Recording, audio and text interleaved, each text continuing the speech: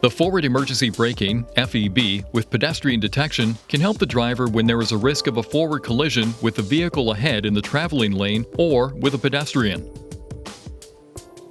The FEB with pedestrian detection system uses a radar sensor located on the front of the vehicle to measure the distance between the vehicle ahead in the same lane and operates at speeds above approximately 5 kilometers an hour. The system uses a camera installed behind the windshield to help detect pedestrians.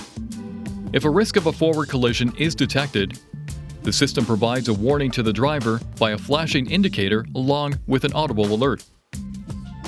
If risk of a forward collision with a pedestrian is detected, the system provides a warning to the driver by a flashing indicator along with an audible alert. If the driver does not take action, the system issues a second visual and audible warning and also applies partial braking.